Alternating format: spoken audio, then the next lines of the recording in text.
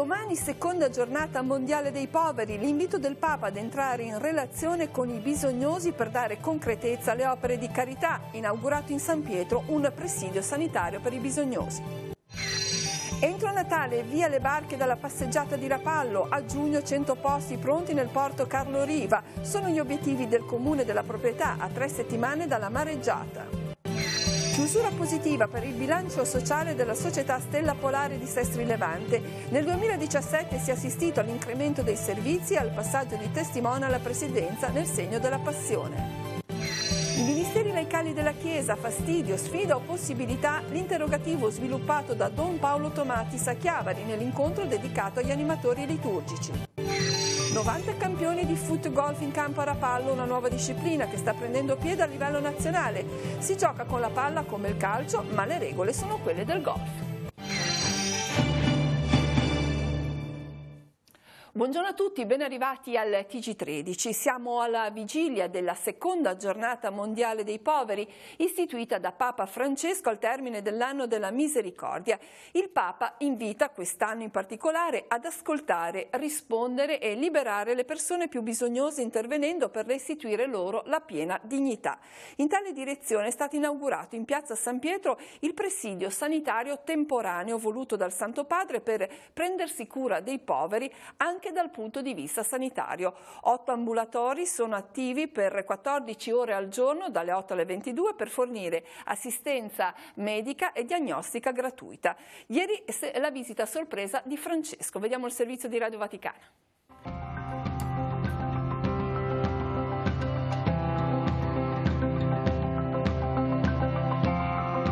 Una visita improvvisa di quelle sorprese che fa Papa Francesco.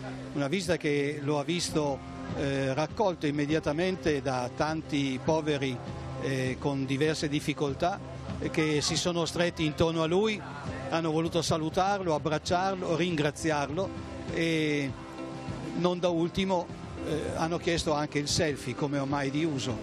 Il Papa ha salutato tutti uno per uno, li ha ascoltati, ha salutato i volontari e le volontarie e credo che ancora una volta sia un gesto di grande solidarietà e carità cristiana che il Papa ha voluto dare come testimonianza. Abbiamo avuto dei problemi perché non conosce le lettere latine, non capiamo se non vedeva veramente o se aveva un problema di vista. È un problema di vista, ma poi solo abbiamo capito a non usare i numeri, bisogna adattarsi. Qui è stata un'emozione bellissima, è sempre veramente, è lui che ci trasmette questo amore per i poveri, questa attenzione per le persone che sono effettivamente bisognose d'amore, di affetto, di tutto. Ci ha fatto i complimenti, no? Perché ha partecipato, partecipa insieme a noi, no? E vive con noi questa esperienza che è bellissima oltretutto. Ti rendi conto che c'è un'altra umanità, no? Nascosta, no? Che però ti rende l'anima e quindi alla fine è bello esserci.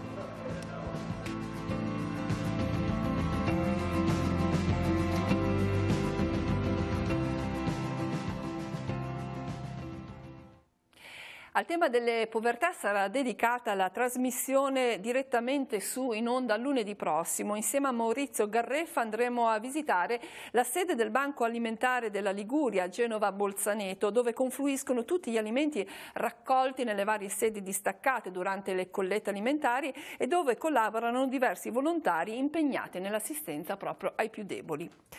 Ora andiamo a Rapallo. La prossima settimana alcune delle 39 imbarcazioni ancora spiaggiate sul lungomare saranno rimosse. L'obiettivo è quello di levarle tutte o almeno il 90% entro Natale. Grazie al coordinamento di tutti i soggetti interessati realizzato dalla Capitaneria di Porto, proseguono i lavori per il ripristino dei danni dall'eccezionale mareggiata di fine ottobre. Il porto Carlo Riva punta a riaccogliere le prime 100 imbarcazioni già prima dell'estate.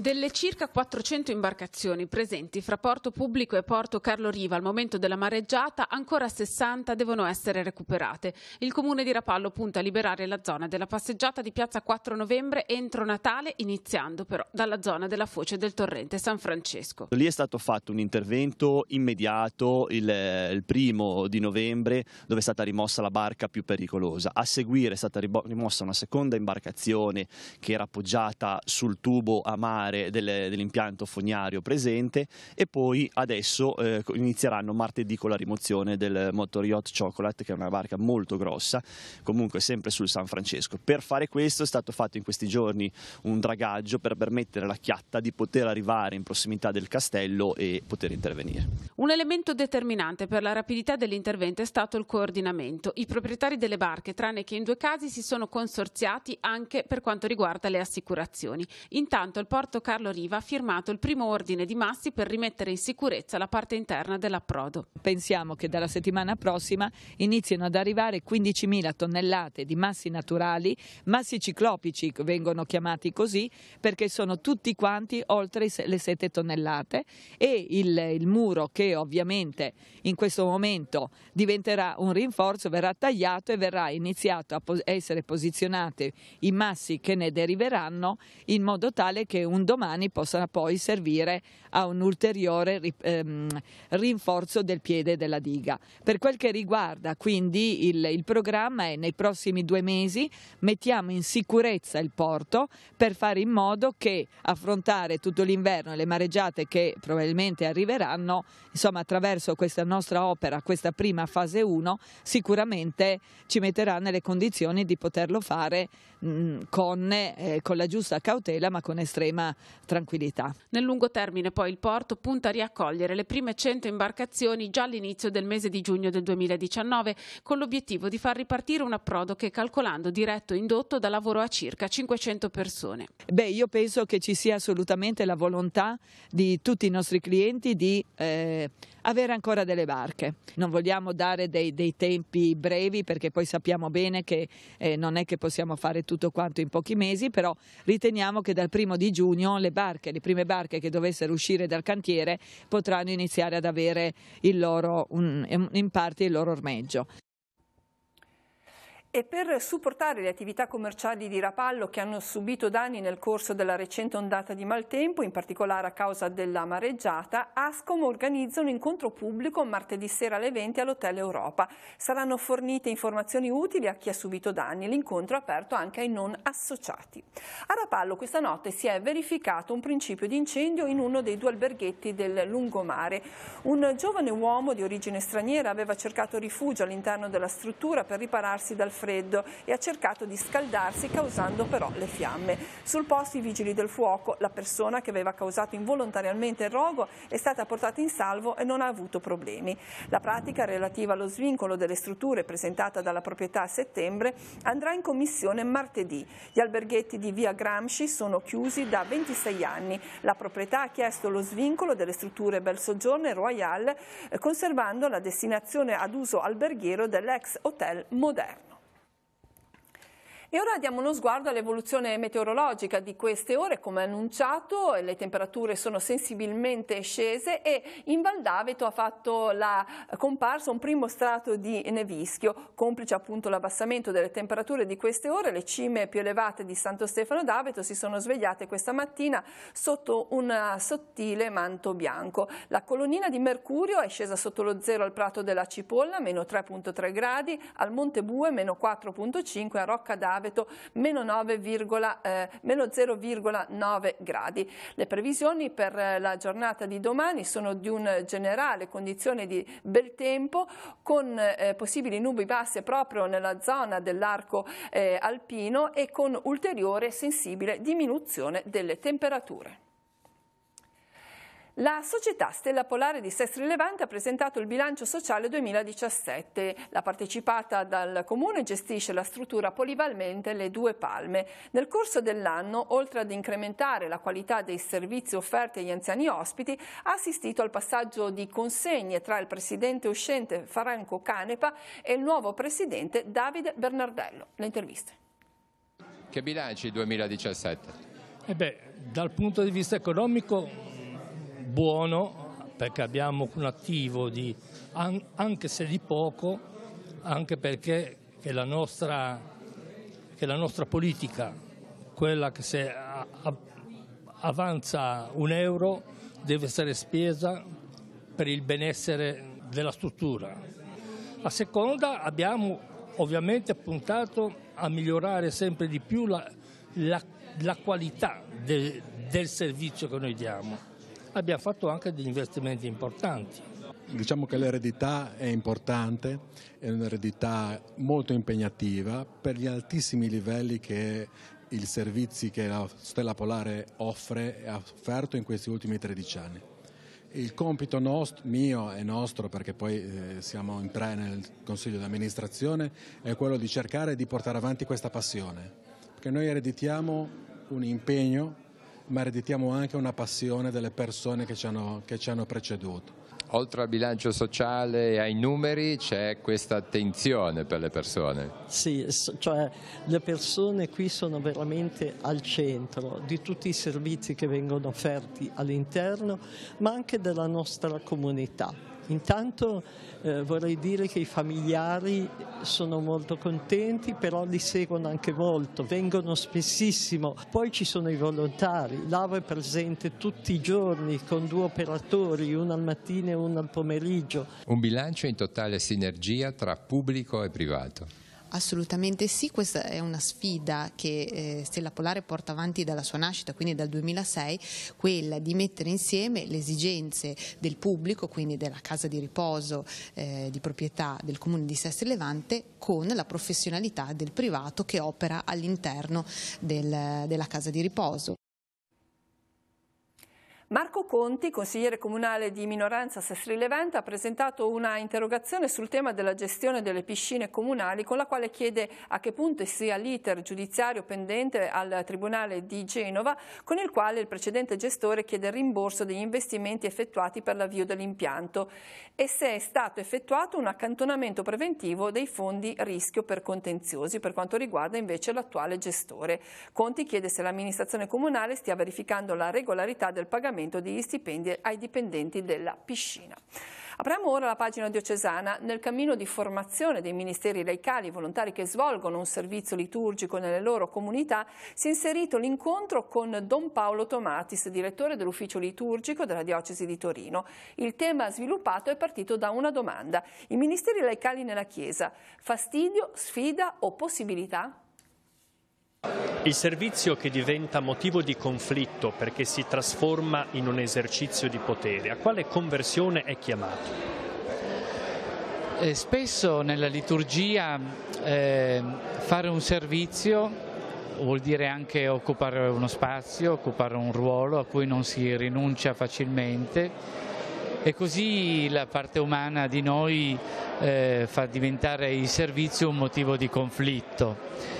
Da una parte questo chiede una profonda conversione personale interiore, cioè ciascuno deve mettersi al servizio e non deve occupare semplicemente degli spazi. Dall'altro una migliore organizzazione della vita liturgica della comunità fa sì che si giochi un po' di anticipo, senza che il servizio diventi una gara e senza che il servizio sia sequestrato da un'unica persona.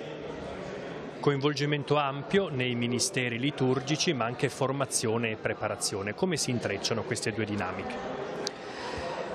Coinvolgere nella liturgia è bello perché ciascuno trova non soltanto il suo posto, ma anche il proprio ruolo. Per alcune persone che hanno ricevuto anche nella vita delle ferite o che sono affaticate, il fatto di poter avere un posto e un ruolo anche nella vita liturgica, tutto però deve essere al servizio della liturgia. I servizi nelle singole parrocchie quale beneficio possono trarre dal sentirsi parte di un cammino comunitario della Chiesa diocesana? Intanto le parrocchie più piccole possono essere aiutate perché non hanno magari tutte le forze per seguire, e poi il vantaggio è quello di creare uno stile il più possibile condiviso.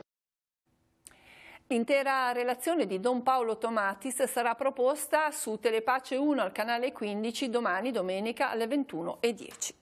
La focaccia di Recco col formaggio al centro di un pomeriggio celebrativo ospitato al Teatro di Sori. Sul palco, insieme alle autorità, si sono alternati testimoni della storia gloriosa di questo prodotto, oltre alle stesse specialità contraddistinte dal marchio DOP e IGP.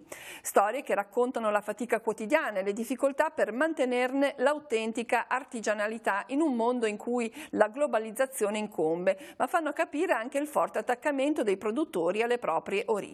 A metà pomeriggio farinata break di Edovard con pan dolce e dolci tipici, con la crostata alla marmellata della trattoria Il Boschetto, il pan dolce della focacceria Tossino e piacevole, apprezzatissimo intervallo. Stiamo vedendo alcune foto. E rimaniamo sui temi dell'artigianato, uno particolare quello della decorazione floreale. La scuola di decorazione floreale Flora Tigula propone un nuovo anno di corsi suddivisi in 3 categorie, per amatori nella modalità lunga, breve e flash, a tema orientati sulle decorazioni natalizie, pasquali per matrimonio e altre ricorrenze, e floristi dedicato ai flower design, operatori del settore catering ed eventi. Le lezioni si tengono nella sede di Via Romana 5 a Cavi di Lavagna. Per informazioni è possibile consultare il sito di Flora Tigula. Un'altra arte è un'altra forma di artigianato è quella delle merlettaie, e vediamo allora la proposta dell'assessore Beatrice Tassara, ovvero quella di istituire l'albo delle merlettaie a Santa Margherita Ligure. L'assessore Tassara ha sottoposto all'attenzione della Giunta sanmargheritese questa proposta approvata. In concreto, chi vuole esercitare pubblicamente l'arte del pizzo al tombolo dovrà presentare al Comune un'apposita istanza di accreditamento in un registro che sarà tenuto dai servizi bibliotecari comunali. La delibera stabilisce che le persone accreditate possano esercitare la loro attività senza esporre o vendere pizzi già realizzati in alcune zone specifiche della città.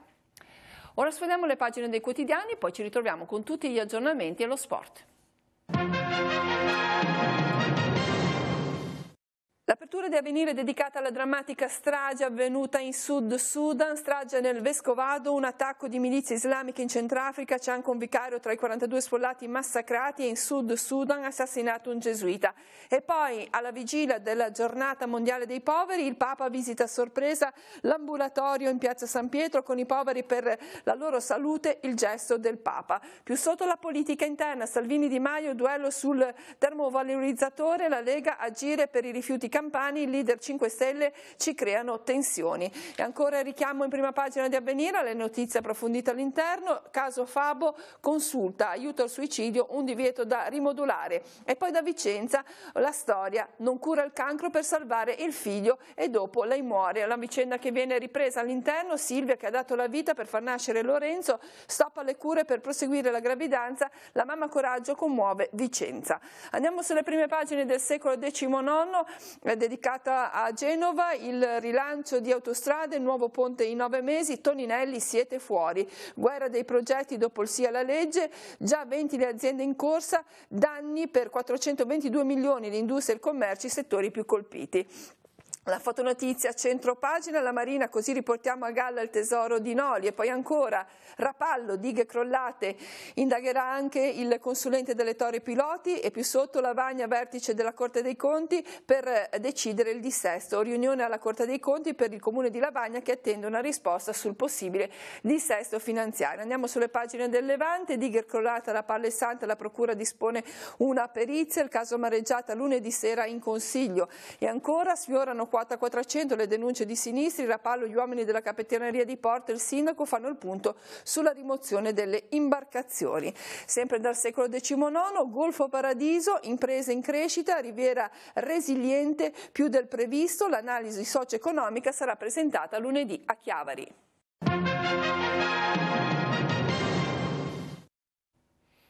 Andiamo in redazione per gli ultimi aggiornamenti, per noi oggi Emanuela Castello. Sì, grazie Cristina, buongiorno a tutti. Si sono mescolati ai passanti per riuscire a cogliere in flagrante 2 spacciatori attivi in piazza dei Fregoso nel centro storico di Genova.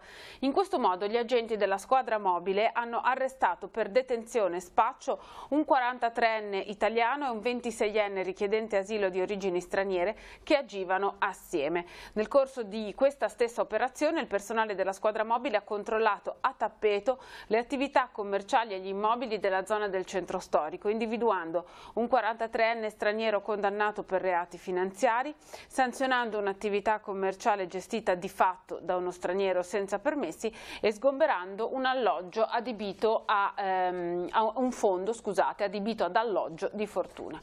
È tutto, linea allo studio. Bene, grazie. Abbiamo ancora un aggiornamento relativo ad un appuntamento che abbiamo seguito in diretta questa mattina. Papa Francesco ha ricevuto in sala Clementina i rappresentanti della Fondazione Vaticana Joseph Ratzinger, Benedetto XVI, in occasione del conferimento del premio Ratzinger, e in questa occasione il Papa ha rivolto un pensiero affettuoso al Papa emerito. È una bella occasione di rivolgere il nostro pensiero grato a Benedetto XVI, ha detto Francesco. Come stimatori della sua eredità culturale e spirituale, ha proseguito, voi avete ricevuto la missione di coltivarla e continuate a farla fruttificare con lo stesso spirito fortemente ecclesiale che ha contraddistinto Joseph Ratzinger fin dai tempi della sua feconda attività teologica giovanile, quando diede già i primi frutti preziosi nel Concilio Vaticano II e poi in modo sempre più impegnativo nelle successive tappe della sua lunga vita di servizio come prefetto, arcivescovo, capo di Castero e infine come pontefice. Ora parliamo di sport. Si chiama foot golf ed è una disciplina che si gioca con le stesse regole del golf ma con il pallone con i piedi. Arrivata in Italia da alcuni anni, sta prendendo sempre più campo con una federazione nazionale che vede crescere il numero dei tesserati e diversi appuntamenti a calendario. A Rapallo un fine settimana speciale al Golf Club. Sentiamo.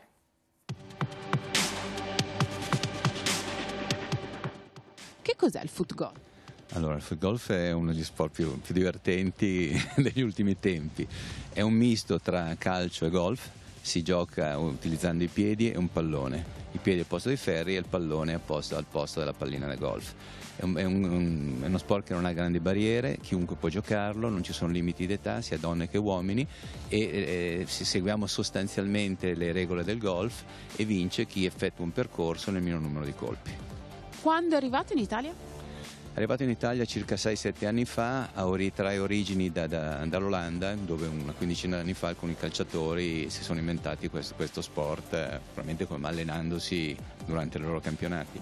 E ha preso piede, ormai si gioca in quasi tutto il mondo, in alcuni paesi come Argentina c'è anche una lega professionistica e noi in Italia stiamo crescendo. La Federazione Foot Golf quanti tesserati ha?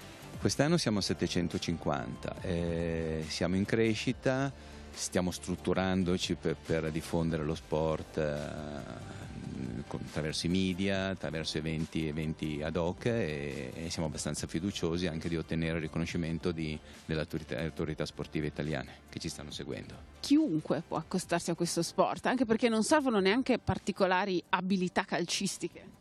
No, non serve, ci vuole un po' di intelligenza e un po' di coraggio, capire le pendenze, perché poi nei golf ci sono gli ostacoli, c'è l'acqua, ci sono tante cose, però ecco, diciamo, chiunque può, anche un pessimo calciatore potrebbe farcela. C'è un campionato che viene organizzato dalla Lega, le 5-6 gare più importanti che danno dei punti in una classifica nazionale e poi le circa 35 ASD, che sono associazioni sportive dilettantistiche associate, organizzano a loro volta delle gare che servono per far crescere lo sport e per autofinanziare il movimento. A Rapallo come vi state trovando? Benissimo, Rapallo è uno dei golf più belli d'Italia, siamo veramente contenti e orgogliosi di essere qui. Con queste belle immagini del green rapallese si chiude questa edizione del telegiornale. L'informazione torna questa sera alle 19:15, 20:30, 22:45 con Tigullio Oggi. Grazie a tutti dell'attenzione, buon fine settimana e buona domenica.